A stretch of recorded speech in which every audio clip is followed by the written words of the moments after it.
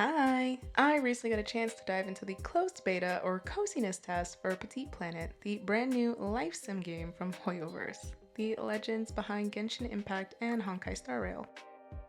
Full disclosure, this isn't a sponsored video, unless Hoyoverse wants to hit me up later. Anyways, if you grew up with games like Animal Crossing or Harvest Moon, you're gonna love this. It's cute, whimsical, and just an overall good time. As a longtime Hoyoverse fan, I personally love that fusion of cuteness with the signature celestial aesthetic we see in Genshin and Honkai. Let's start at the beginning. Character creation. It's pretty basic right now. We have skin tones, hair colors, eye shapes, and a few starter hairstyles. We also choose the color of our initial outfit. Simple, yet effective. From there, we meet the members of Lumiko. Esasani, the most adorable bunny I've ever seen, and Mobai, the dog with the luscious locks. They're the ones who literally shuttle you to your new planet via a little star rail. Get it? Okay. Speaking of planets, you start with two options. Hexia, which is lush and green, or Tefe, which is hot and dry. I went with Tefe. Once we land, we get a quick tutorial on how to nurture our new home, because initially it's pretty sparse, just some trees and flowers. The core progression mechanic here revolves around this thing called the Luca tree. You grow it from a seed, and as you play the game and the tree grows, more changes take place on your planet. You'll see fish and insects appear, the ocean forms, and eventually even mountain ranges pop up. It's a cool visual way to see your progress. We also meet our squirrely friend, Glenn. Sorry, his name makes me giggle. Who is your go-to vendor for goods. Mobai, Esasani, and Glenn are all Lumiko employees and stay with you, but they aren't your neighbors. The actual neighbors come in a little later. Now for the biggest differences from Animal Crossing. You get your house right off the bat. No living in a tent, no slaving away to pay off debts to he who shall not be named. This highlights a major difference in gameplay philosophy. Petit Planet is heavily focused on main and side quests, providing a much clearer sense of progression compared to the totally free-form Animal Crossing style. The UI makes tracking these tasks super easy. It felt a bit like the quest system in Coral Island and similar games.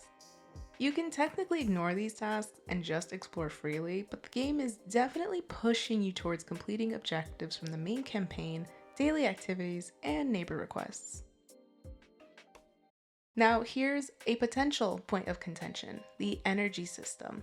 Activities like fishing and bug catching require energy, which you replenish by eating food. It immediately brings to mind the daily resin limitations in Genshin Impact or the trailblaze power in Honkai Star Rail, but it's more like the stamina bar we see in so many cozy games like this.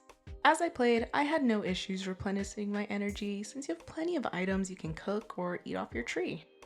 But seeing as this is a live service game, energy limitations in these games often slow progress unless you pay for top-ups. Hopefully this system is balanced to incentivize completing varied activities rather than just serving as a temporary paywall once the game fully launches. On a more positive note, the neighbors seem way more fleshed out than typical Animal Crossing villagers. They have unique personalities, actual jobs, and even their own quest lines. Characters like Yung-Oh, the farmer, help you with the game's mechanics, offering more depth than the cookie-cutter personalities we sometimes see in these other games. Multiplayer is also a huge focus. After the tutorial, you get access to the Galactic Bazaar, a social hub where you can meet and chat with other players. Since the game is on PC and mobile with crossplay, typing is a breeze. You can also visit each other's planets, though the specifics of interaction in that world isn't completely clear in the early testing. Final thoughts.